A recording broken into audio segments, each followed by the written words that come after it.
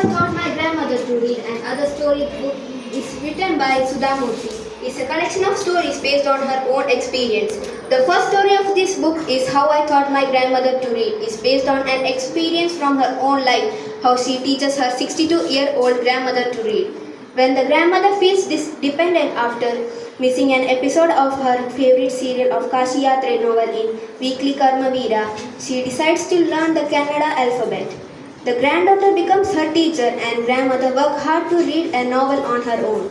On the day of the Saraswati Puja, the grandmother surprises her granddaughter by touching her feet, showing the sign of respect for her teacher, and then confidently reads a novel by herself, proving that there is no age limit for learning.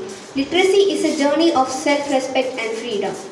Now let's watch as our characters bring this beautiful story to life. Author's grandmother could not read and was dependent on her granddaughter to read episode of Kashi Yatra novel in the weekly Karma Veera. Once her granddaughter went for a wedding with her cousins to the neighboring village for a week. When she returns back, she saw her grandmother's eyes filled with tears. Ava, is everything alright? Are you okay? Yes, I need your help. You know, when you were away, Karmavira came as usual. I opened the magazine. I saw the pictures that accompanied the story of Kashi Yatre. I was very dependent and helpless. I could not understand anything that was written. I was very dependent and helpless. I have decided I want to learn the Kannada alphabets from tomorrow onwards. I will work very hard.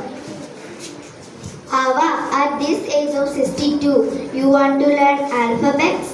Oh, your hair are grey, your hands are wrinkled, you wear spectacles and you work so much in the kitchen. For a good cause, if you are determined, you can overcome any obstacle. For learning, there is no age bar. Granddaughter teaches her grandmother to read.